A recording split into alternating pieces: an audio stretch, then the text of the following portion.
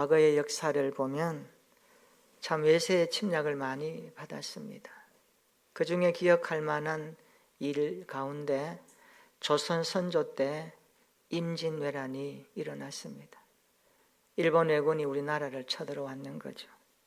당시 외교 업무를 담당했던 사람이 류성룡 씨였습니다. 하회마을에 가면 서해 류성룡의 종가인 충료당이 있습니다. 나라에서 보물 문화재로 지정했습니다. 외교 업무를 담당했던 류성룡은 임진왜란을 그냥 하나의 사건으로 지나가지 않고 글로 남기면서 후대의 우리들에게 알려주고 있습니다.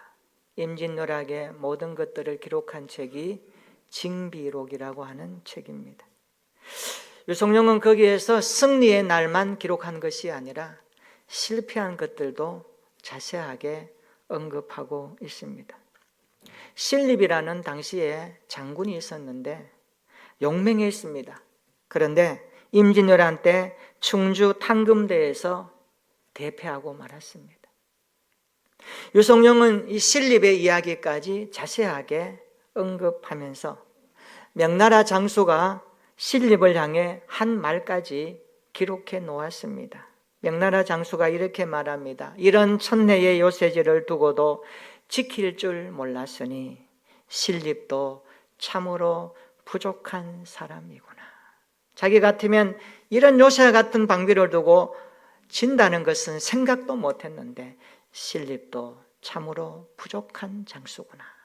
그런 말까지 기록해 놓았습니다.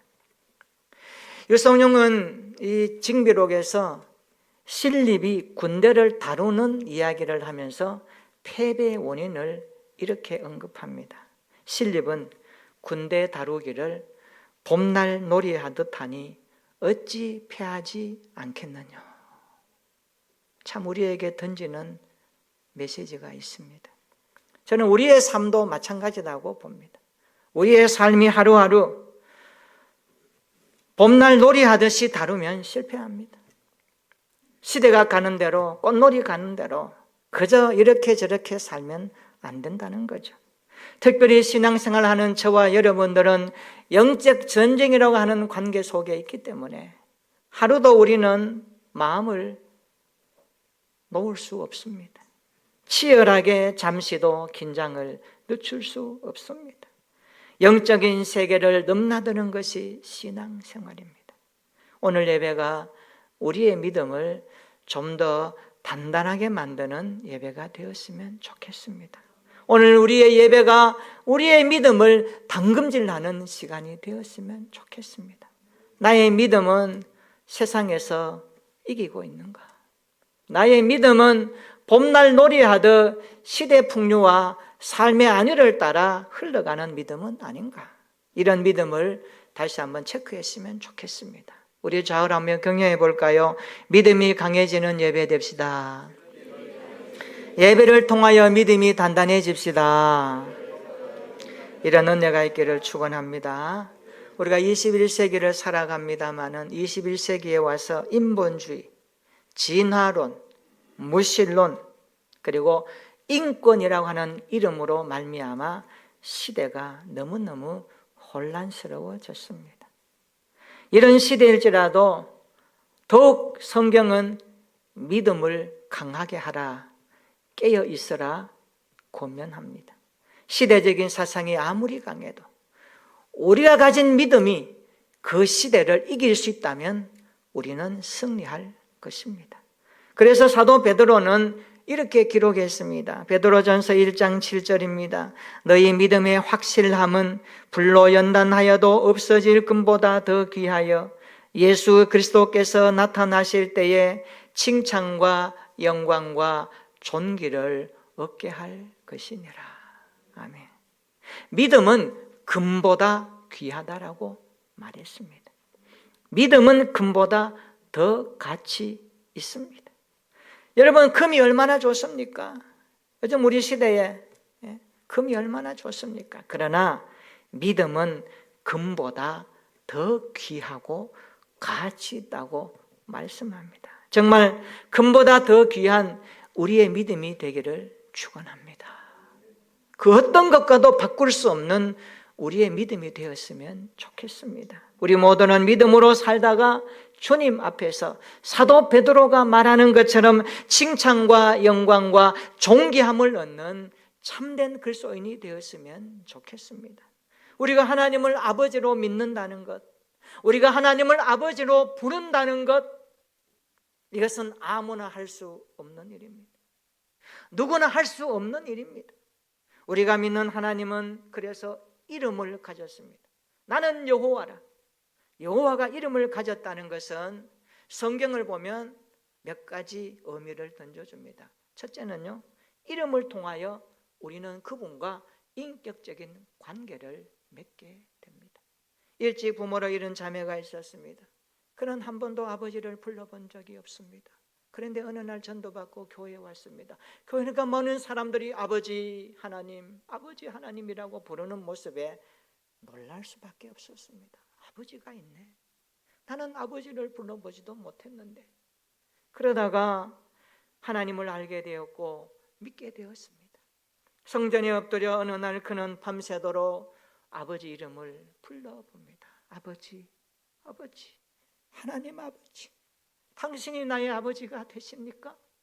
내가 당신의 자녀가 된다는 말입니까?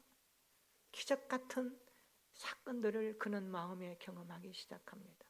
이 자매는 그 밤에 울면서 아버지, 얼마나 부르고 싶었던 이름이었는지 모릅니다. 그렇습니다. 하나님은 이름을 통하여 우리와 관계 맺기를 원하십니다. 둘째, 하나님의 이름에는 힘이 있습니다. 우리가 잘 아는 다윗이 골리앗 앞에 섰을 때 그가 가지고 나간 것이 무엇입니까? 칼과 창이 아니었습니다.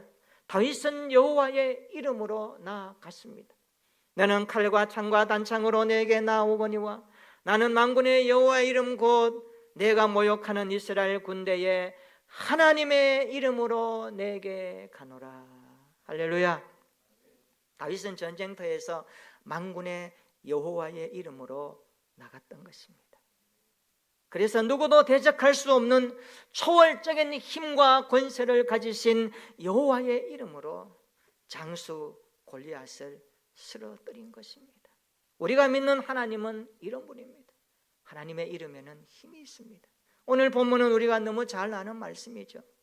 빌립보 가이사랴 지방에서 사람들이 예수님을 누구라 하더냐는 질문에 세례 요한이라고 합니다. 엘리야라고 합니다. 어떤 분은 예레미야나 선지자 중에 한 분이라고 말하는 사람들이 많습니다 하니까 예수님이 말씀하십니다. 그러면 너희는 나를 누구라 하느냐? 그때 시몬 베드로가 이렇게 대답하죠. 오늘 마태복음 16장 16절 17절입니다. 한번 읽어볼까요? 베드로가 대답하는 말입니다. 마태복음 16장 16절로 17절입니다. 시작. 대답하여 이르되 주는 그리스도시요 살아계신 하나님의 아들이시니이다. 아멘. 시몬 베드로가 대답하여 이르되 주는 그리스도시요 살아계신 하나님의 아들이시니이다. 너희는 나를 누구라 하는 이 질문 앞에 주는 그리스도이십니다. 살아계신 하나님의 아들이십니다. 그는 고백합니다. 자, 베드로에게 예수님은 누구십니까? 그리스도라고 말합니다. 살아계신 하나님의 아들이라고 말씀합니다. 그리스도는 헬라어이고 히브리어로는 메시아입니다. 메시아의 뜻은 기름 부음을 받은 자라는 뜻입니다. 구약시대 보면 왕이나 선지자나 제사장을 세울 때 반드시 기름을 부어서 세웠습니다. 이런 뜻입니다. 베드로가 고백하는 내용입니다. 예수님은 나의 왕이십니다. 예수님은 나의 선지자이십니다. 예수님은 나의 제사장이십니다. 당신은 내 인생의 왕이십니다. 이제 내 왕좌에 계시는 분이 당신이십니다. 주님은 나의 선지자이십니다. 내가 모르는 것 가르쳐 주시고 인도하시는 나의 선지자이십니다. 예수님은 나의 제사장이십니다.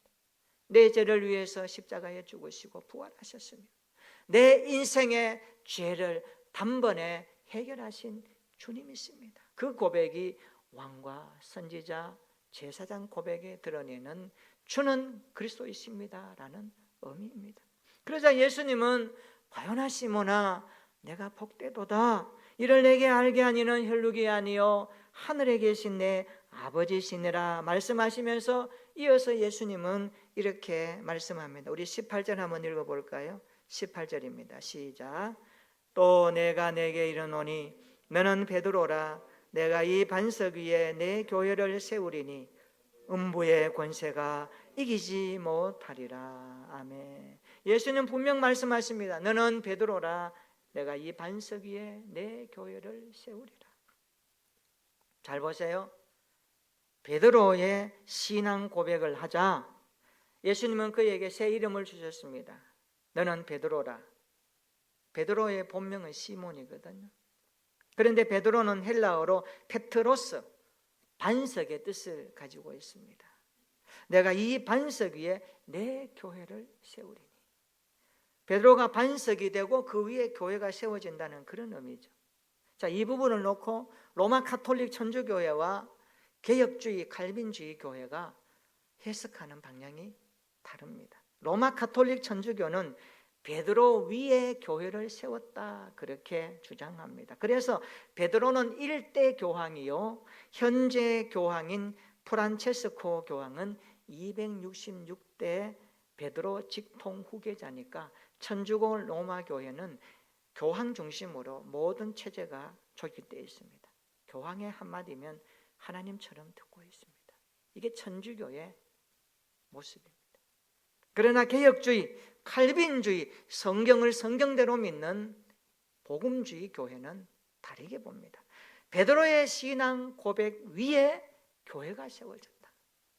베드로 자체 위에가 아니라 베드로가 한 그 고백 위에 주님이 내 교회를 세우셨다라고 말씀합니다. 어느 쪽이 맞을까요? 우리 모두는 후자의 입장을 아멘합니다. 왜 그럴까요? 문맥적으로 보면 베드로의 신앙 고백 위에가 맞습니다. 그러므로 베드로가 반석이 되고 그 위에 교회가 세워지는 이유가 뭡니까? 그것은 예수를 살아계신 하나님의 아들 그리스도로 고백한 그의 신앙 고백이 있었기 때문에 그렇습니다. 그리고 예수님이 세우시는 교회는 인간의 생각을 기초로 한 공동체가 아니라 살아계신 하나님의 아들 예수 그리스도를 기초로 한 고백 공동체이기 때문에 후자가 맞는 것입니다. 그리고 이 공동체는 음부의 권세를 이기는 권세를 받았습니다. 음부의 권세라는 말은 죽음의 세력을 의미하죠. 이 땅에 얼마나 죽음의 세력이 우리의 삶을 흔들어 놓고 있습니까? 그러나 주님은 음부의 세계도 다스리시고 죽음도 이기신 부활의 주님으로 승리하셨기에 오늘 교회는 음부의 권세를 이기는 힘을 주님이 주셨습니다. 예수님을 고백함으로 모이는 교회는 죽음의 권세를 능히 이깁니다. 예수께서 부활로 이기셨듯이 우리도 부활로 승리할 것입니다. 이것을 고백하고 확신할 수 있기를 주의 이름으로 축원합니다. 오늘 설교 제목입니다. 모든 그리스도인은 성경적 신앙 고백과 간증으로 살아야 합니다. 모든 그리스도인은 성경적 신앙 고백을 가져야 합니다. 이 신앙 고백 위에 간증의 삶을 통하여 하나님의 영광을 담아내며 복음의 통로로 쓰임받아야 합니다. 신앙 고백이 뭡니까? 믿음의 대상과 믿음의 내용을 분명히 알고 그것을 받아들이고 인정하고 고백하고 선포하는 겁니다. 이게 신앙 고백이라고 그런 것입니다. 사도신경은 성경의 요약판이죠. 그 사도신경으로 신앙을 고백하는 것입니다. 전능하사 천지를 만드신 하나님 아버지를 내가 믿사오며, 전능하신 하나님을 우리는 믿습니다. 믿음의 대상은 하나님입니다. 믿음의 내용은 십자가와 부활의 예수님은 나의 구원자라고 하는 사실을 고백하는 것입니다. 이것이 신앙 고백입니다. 이에 비해 간증은 무엇일까요? 나에게 일어난 구원의 사건을 말하는 겁니다. 내 인생에 주님이 찾아오셔서 죄인된 나를 의인으로 만들어 주셨고 하나님의 손길이 내 인생을 오늘 또 이렇게 만들어 가시는 그 작업 속에 있다는 것을 고백하고 확신하며 자랑하는 것, 이것이 바로 간증의 내용입니다. 그래서 우리의 신앙생활에 구원받은 자의 삶의 체험은 많아야 합니다. 밋밋하면 안 됩니다. 어느 것 하나 하나님의 손이 임하지 않은 것이 없고 우리 인생사 모든 것들 보이는 것 보이지 않는 것까지 일을 행하시고 그것을 만들며 성취하시는 하나님의 손이 저와 여러분들의 인생사에 개입하셔서 간섭하셔서 다스리시고 통치하실 때 구원받는 자들의 삶을 하나님의 자녀로 살아갈 수 있도록 다듬어 가시는 영광스러운 손길을 보고 경험하고 체험하여 그것을 간증하는 것, 이것이 우리의 신앙 아닙니까? 그래서 신앙 고백을 가진 성도가 간증할 때 두 가지가 있어야 됩니다. 첫째, 주어는 주님이시고 나는 동사로 순종해야 합니다. 주님이 주어가 되어야 됩니다. 주님이 인생을 끌어가십니다. 이것을 고백하는 거예요. 내가 주인 되어서 주님 따라오세요. 내 필요한 거 도와주세요. 저는 이것을 좀 더 리얼하게 표현하면 주님께 빨대 꼽는 신앙이라고 표현하고 싶습니다. 빨대 알죠? 빨대 꼽아서 쪽쪽 다 빨아먹어요.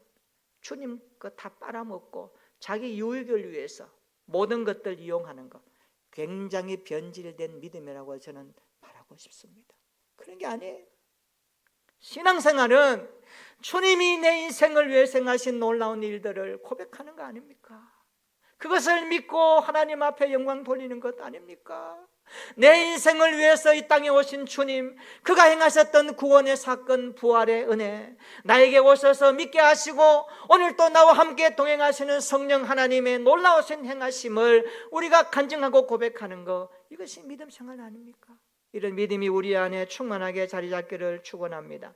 주님이 주어가 되고 내가 동사가 되어 일어났던 하나님의 놀라운 역사를 여러분 모든 사람에게 간증하며 자랑할 수 있는 믿음의 담력을 가지시기를 주의 이름으로 축원합니다.